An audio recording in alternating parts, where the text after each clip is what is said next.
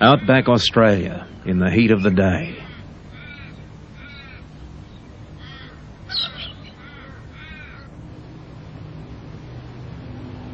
This almost endless country is what the men who drive the world's biggest trucks call home.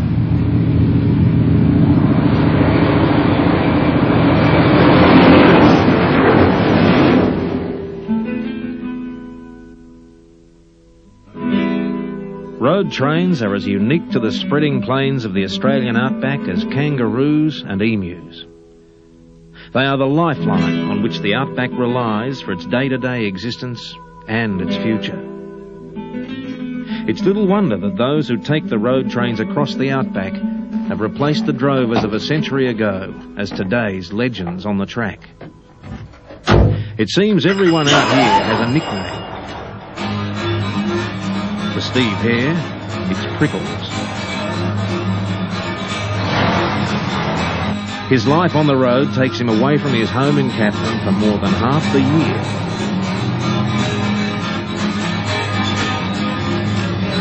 We spend about 5 months a year away from home all the time.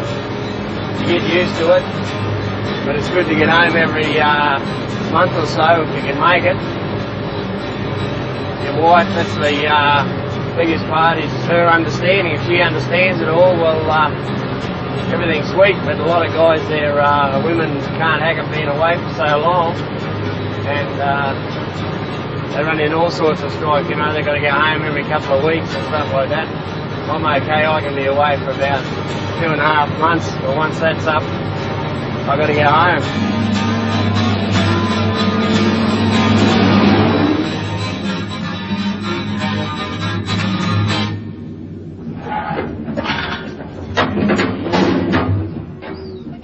Kay Ballard is pretty much the same.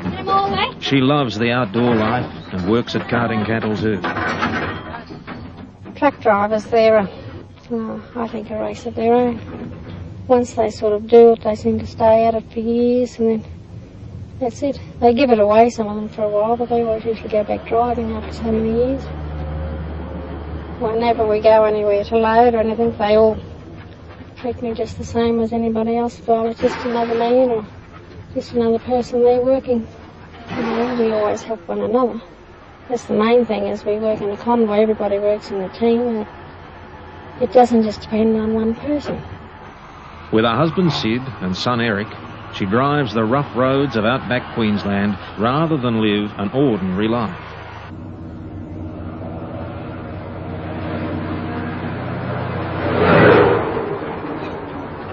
The role of the road train goes much further than just carting cattle. Freight and fuel are trucked regularly into the inland from the main centres. To Ron Heath, enjoyment is life on the road. Well, the reason I'm up in the Northern Territory is that I come up here a long time ago for a holiday, look around, so I heard it was a great place. And here I am, I'm still here. Been here going on 12 years now, and probably be here for a lot longer too.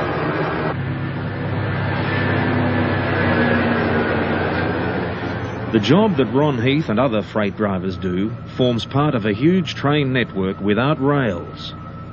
Hundreds of communities scattered across the country rely on the road trains to bring in their supplies, just to keep them alive. About 100 years ago, only the hardiest of pioneers even tried to conquer the outback areas of Australia. When they were established on their properties, they needed nothing more than supply wagons to call every year or so to bring in the luxuries of life. For the rest, they were self-sufficient. Today, the outback of Australia covers some 4 million square kilometres. It's about as big as Europe. Yet despite its vast mineral wealth and huge cattle industries, it's probably the most isolated and underserviced area for its size in the world.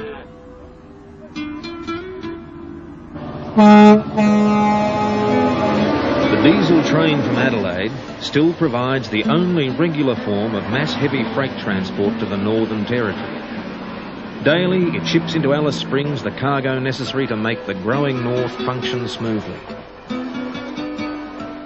Late last century, a railway line was constructed between Adelaide and Oodnadatta, and later extended to Alice Springs.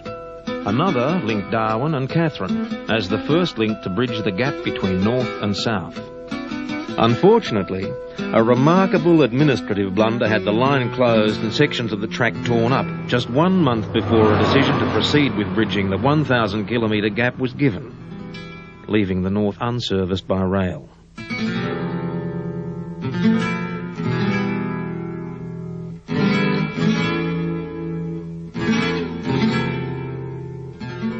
From Alice Springs north, there is only one way to get the cargo through.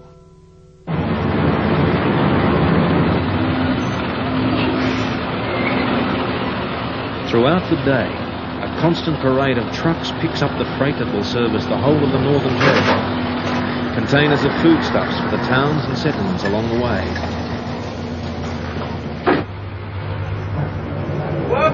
Pipes for oil and mineral exploration. And drilling rigs to provide amenities for the new townships. It's a rat race, a stopgap to plug up the hole created by a lack of proper planning.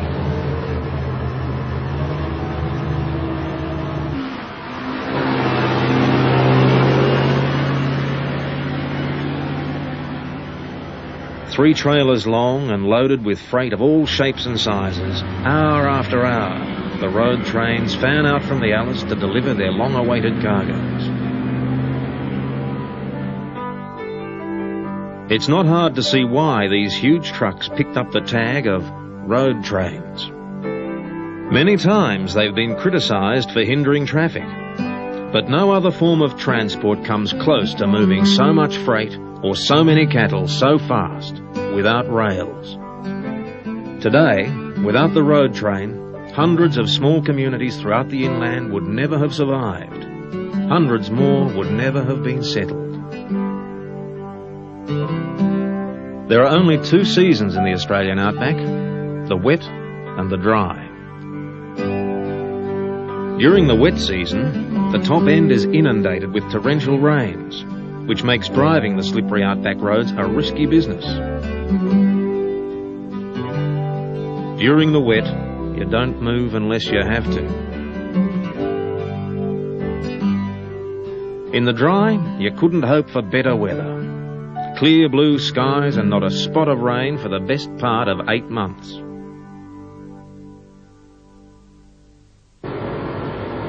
For Prickles, the months he works in the remote country of the Northern Territory and the Kimberley region of Western Australia are intense. He has to complete a whole year's work with a 4-month handicap.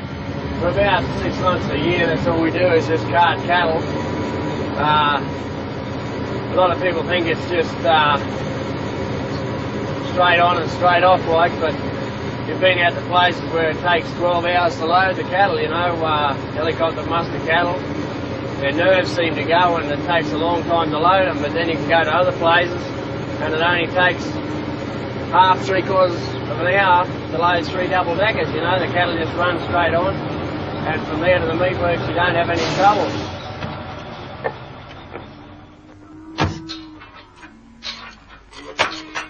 Ever since I was a kid, I wanted to drive a train at first, but then